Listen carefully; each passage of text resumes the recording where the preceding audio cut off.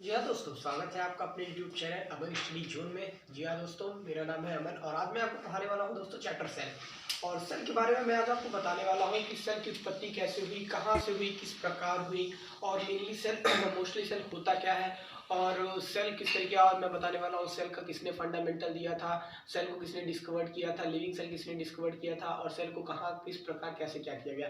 आज हम पूरी बात करेंगे इंट्रोडक्शन ऑफ चैप्टर सेल के। ठीक है दोस्तों, जैसा कि मैं आपको पहला बता देना चाहता हूँ सेल। सेल होता क्या है, जैसे कि सेल जो होता है हमारा फंडामेंटल यूनिट ऑफ लाइफ होता है। ठीक है, सपोज मैं आपको एक एग्जांपल लेके बता रहा हूँ कि अगर सपोज डैट आप कोई घर बनवाते हैं, ठीक है, अगर आप मान लीजिए कोई हाउस बनवाते हैं, ठीक है, कोई हाउस है आपका, तो उस हाउस में रूम होंगे। वो हाउस कैसे बना होगा, रूम से मिलके बना होगा। ठीक है, रूम से मिलके बना होगा। रूम कैसे बने होंगे, वॉल से, कुछ दीवारें होंगी, कुछ दीवार से मिलके वॉल बना। अब दीवारें कैसे बनी, ब्रिक्स। ब्रिक्स से छोटा नहीं मेरे ख्याल से है ब्रिक्स।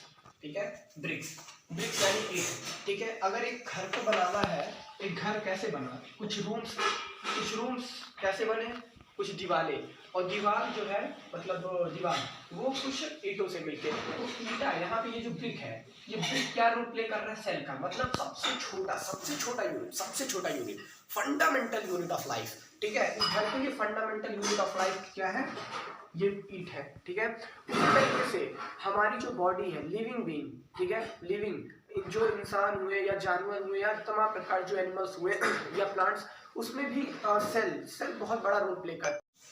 तो सेल, अब मैं आपको बता देता हूँ कि सेल आया कैसे। ठीक है, सेल और सेल मतलब सेल जो होता है वो कैसे, सेल क्या बनाता है फॉर्म होकर। ठीक है दोस्तों,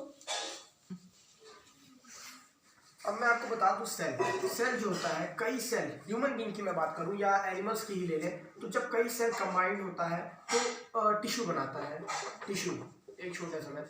और जब टिश्यू कंबाइंड होता है तो वह ऑर्गन बनाता है, ऑर्गन। और कई ऑर्गन कंबाइंड होकर ऑर्गन सिस्टम बनाते हैं। ठीक है दोस्तों, ऑर्गन सिस्टम।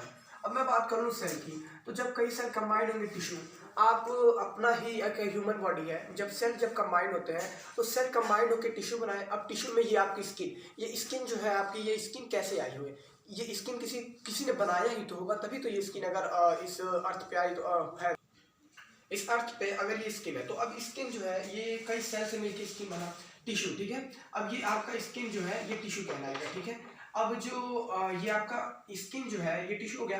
अब मान लीजिए आपका, अब टिश्यू से ऑर्गन बनता है। ठीक है, ये मान लीजिए स्किन हो गया, ये टिश्यू आपका।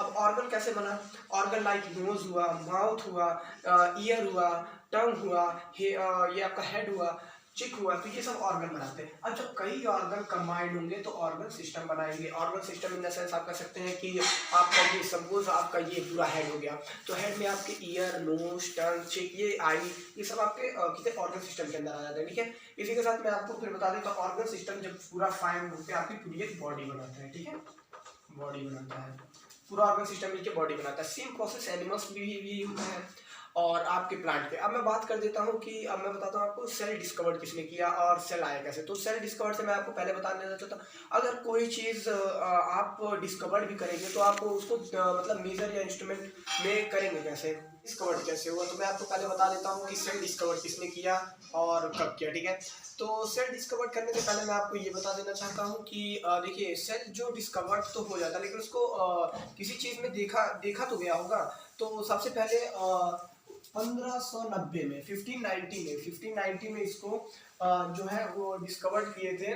1590 में एक यहाँ पे नाम है, आप देख सकते हैं कि जैसा कि जैक्विस जेंसिन ने इन्वर्ट किया था first truly compound microscope. Compound microscope ये है, कंपाउंड माइक्रोस्कोप इन्होंने जैक्विस जेंसिन ने डिस्कवर किया था। ठीक है, उसके बाद मैं आपको बता दूं कि इसको डिस्कवर किया था 1665। सेल को डिस्कवर किसने किया था, तो सेल को डिस्कवर किया था 1665 में रॉबर्ट हुक ने। ठीक है, रॉबर्ट हुक ने इसको डिस्कवर किया था 1665 में। कैसे डिस्कवर किया था, इसको इन्होंने डिस्कवर किया था एक ट्री में। ठीक है, और वो ट्री जो है, ट्री के जो आउटर मोस्ट जो पार्ट होता है, कॉर्क जिसे हम बार्क कह सकते हैं, ठीक है, उसमें इन्होंने फर्स्ट टाइम देखा था।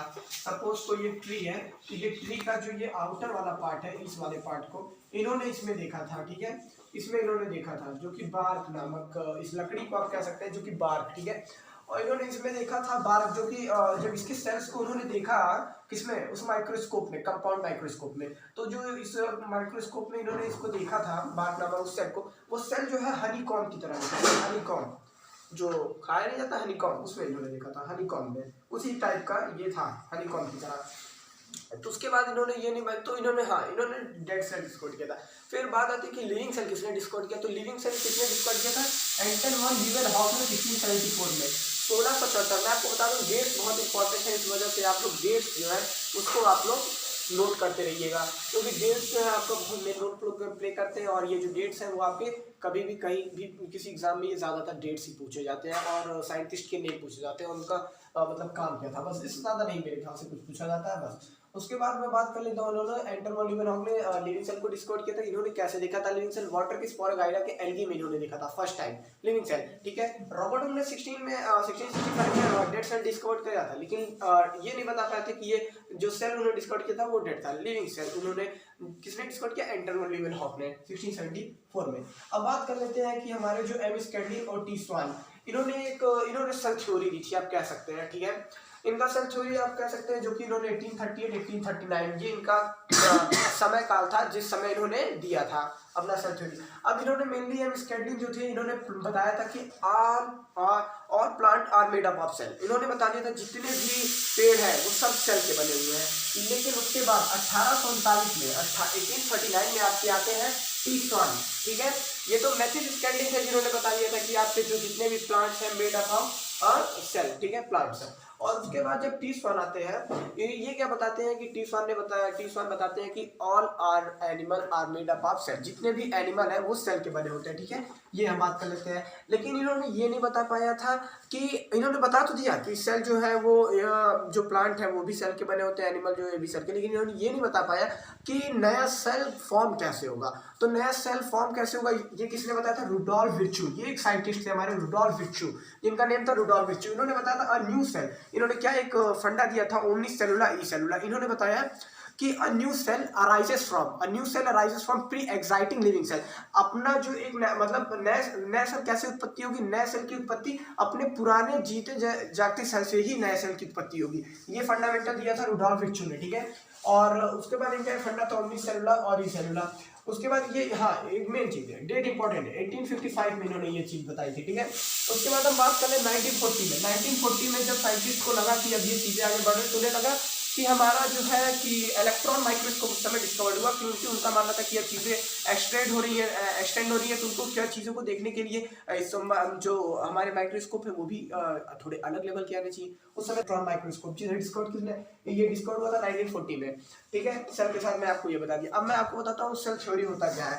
सेल थ्योरी मेनली जो आपका होता है वो न्यूक्लियो प्रोटीन प्लस स्टार्च से मिलकर बना होता है, ठीक है, न्यूक्लियो प्रोटीन प्लस स्टार्च से मिलकर बना होता है। और इस न्यूक्लियो प्रोटीन, देखिए ये आपका सेल थ्योरी जो होता है ये आपका मेनली होता है न्यूक्लियो प्रोटीन प्लस स्टार्च से मिलके, ठीक है, प्लस स्टार्च से मिलके बना होता है, ये स्टार्च है, ST है। अगर आपको मेरी राइटिंग में समझ पा रही है तो आप कमेंट कर दीजिएगा, लेकिन आप मैं जो बोल रहा हूँ वो आप लोग डाउन करते रहिए और मैं आपको टाइम दूंगा इसको स्क्रीनशॉट लेने। स्टार्च से मिलके बना होता है, ठीक है, स्टार्च। और न्यूक्लियो प्रोटीन में मेनली आपका होता है न्यूक्लिक एसिड, ठीक है, न्यूक्लिक एसिड और न्यूक्लिक एसिड में आपका DNA RNA आप कह सकते हैं, और RNA DNA जो होता है आपका deoxyribonucleic acid, RNA ribonucleic acid, ठीक है। अब इनका मेन होता है इतने मतलब nucleoprotein, starch, nucleic acid, DNA और RNA, इन मतलब चीजों से मिलकर आपका बना होता है जो सेल थ्योरी मेनली दी तो वायरस सेल थ्योरी मेनली क्या था, वायरस उन्होंने बताया था कि वायरस बनते कैसे हैं, ठीक है। सेल थ्योरी मेनली यही था कि वायरस फॉर्म कैसे होता है, तो सेल थ्योरी इन्होंने बताया था न्यूक्लियो प्रोटीन प्लस, इसमें हाँ देखिए DNA RNA में से कोई एक होना चाहिए और न्यूक्लियो प्रोटीन प्लस स्टार्च तो होना अनिवार्य है, ठीक है, ये इन्होंने बताया था। और इसके देखिए कुछ इन्होंने वो क्या नाम है इन्होंने बताया था वायरस के नाम, जो आपको मैं बता दूं, देखिए इन्होंने बताया था PyX714, ठीक है, PyX714 मैंने बताया PyX714, इसको अलग एक नाम से जानते हैं बैक्टीरियोफेज, ठीक है, बैक्टीरिया फेज के नाम से आप जानते हैं, ठीक है। तो दोस्तों आज के लिए बस इतना ही, और मैं उम्मीद होगा कि आपको हमारा पढ़ाया सेल चैप्टर जो है वो समझ आया होगा। और आपको इसी तरीके के आपको किसी भी चैप्टर्स की अगर आपको चाहिए तो मैं इंट्रो मैं आपको प्रोवाइड करूंगा। अगर आपको यदि मेरा चैनल बढ़िया लगा हो अमन स्टडी जोन, तो आप इसे सब्सक्राइब कर लीजिए, लाइक कमेंट करना ना भूलें, और इसी तरह नए अपडेट और नए वीडियो को ऐसे पाने के लिए आप हमारे चैनल में बने रहिए। बाय बाय दोस्तों।